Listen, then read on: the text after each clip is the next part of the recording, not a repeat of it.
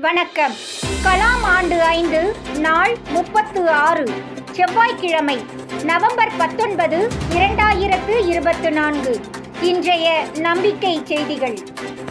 ஒரு மனிதர் எவ்வளவு அன்பை பிறர்க்கு வழங்க முடியும்? கோல்ட் ஹார்ட் ஃபவுண்டேஷன் நிறுவனர் திருமதி பிரியா அம்மா பிறர் மீது அன்பை பொழிவதற்காகவே பிறவி எடுத்தவர்கள். ஏழை எளிய குழந்தைகள், அதிலும் ஆதரவற்ற பெண் குழந்தைகள் என்றால் சொல்லவே வேண்டாம். நூற்றுக்கணக்கான பெண் பிள்ளைகள் இவருடைய அன்பினால் வாழ்வு பெற்றிருக்கிறார்கள்.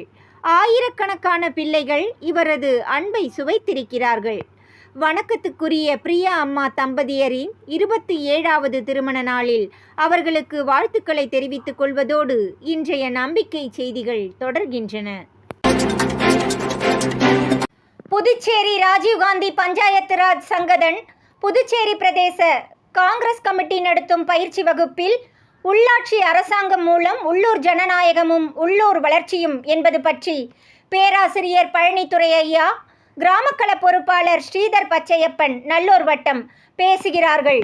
நவம்பர் 27 புதன்கிழமை அன்று புதுச்சேரி அரியாங்குப்பம் லவ்லி ஹாலில் காலை 9 மணி முதல் மாலை 5 மணி வரை புதுச்சேரி பிரதேச காங்கிரஸ் கமிட்டியின் ராஜீவ்காந்தி பஞ்சாயத்து ராஜ் சங்கதன் அமைப்பு உள்ளாட்சி அமைப்புகள் மூலம் உள்ளூர் ஜனநாயகமும் உள்ளூர் வளர்ச்சியும் என்பது பற்றி ஒரு நாள் பயிற்சி வகுப்பிற்கு ஏற்பாடு செய்துள்ளது. இதில் பேராசிரியர் திரு பழனித்துறை ஐயா மற்றும் கிராமக்கள பொறுப்பாளர் திரு ஸ்ரீதர் பச்சையப்பன் ஆகியோர் கலந்து கொண்டு பேசவிருப்பதாக ராஜீவ்காந்தி பஞ்சாயத்து ராஜ் சங்கதன் அமைப்பின் மாநில தலைவர் எஸ் அமுதரசன் தமது அறிக்கையில் தெரிவித்துள்ளார்.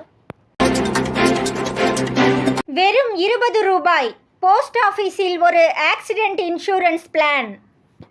20 ரூபாய் ஸ்கீம் அப்படின்னு போஸ்ட் ஆஃபீஸில் ஒரு ஆக்சிடென்ட் இன்சூரன்ஸ் பிளான் இருக்குது.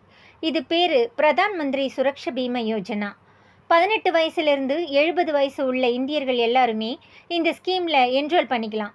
Post office saving bank account திறந்து அதிலிருந்து ஆண்டுதோறும் சந்தா போகிறது மாதிரி ஏற்பாடும் பண்ணிக்கலாம். இந்த ஸ்கீமில் என்ரோல் பண்ணியிருக்கிறவங்க ஆக்சிடென்டல் டெத் ஆகிருச்சுன்னா குடும்பத்தாருக்கு 2 லட்சம் வரைக்கும் கிளைம் பண்ணிக்கிற முடியும். ஆக்சிடெண்ட்டில் ஒரு கையோ காலோ இழந்துட்டாங்கன்னா டிசாபிலிட்டி கவரேஜாக 1 லட்சம் வரைக்கும் இன்சூரன்ஸ் கிளைம் பண்ணிக்கலாம்.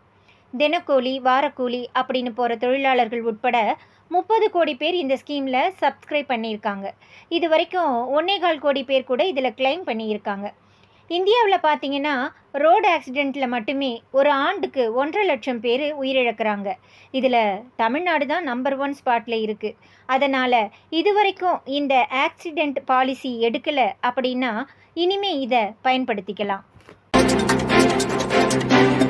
ஏழை எளிய மக்களை தேடி சேவை செய்து வரும் எமிமா நினைவு அறக்கட்டளை. ஊத்துக்கோட்டை தாமரைக்குப்பம் கிராமம் இருளர் காலனி பகுதியில் எமிமா இரவு பாடசாலையில் பயிலும் பழங்குடியினர் மாணவர்களுக்கு 3 சோலார் விளக்குகளை வழங்கி அவர்கள் கல்வி கற்க ஊக்கத்தை அளித்துள்ளது அம்மாணவர்களுக்கு அது பேருதவியாக பார்க்கப்படுகிறது.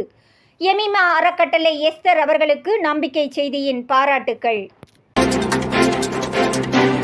பொது மருத்துவமனை மேலும் திறம்பட இயங்க 6 கருத்துக்களை தேசிய பணிக்குழு உச்சநீதிமன்றத்தில் அறிக்கையாக தாக்கல் செய்துள்ளது. பொது மருத்துவமனையின் அளவை பொறுத்து சிசிடிவி கேமராக்கள் மருத்துவமனையின் முக்கிய பகுதிகளில் பொருத்தப்பட வேண்டும். சிசிடிவி கேமராக்களின் பதிவு குறைந்தபட்சம் 3 மாதங்களுக்கு சேகரித்து வைக்கப்பட வேண்டும். மருத்துவமனைகள் முழுவதும் அவசர அறிவிப்புகளை ஒலிபெருக்கி மூலம் தெரிவிக்க ஏற்பாடு செய்ய வேண்டும். அவசர சிகிச்சை பிரிவுகளில் எப்போதும் மூத்த மருத்துவர் இருப்பது அவசியம்.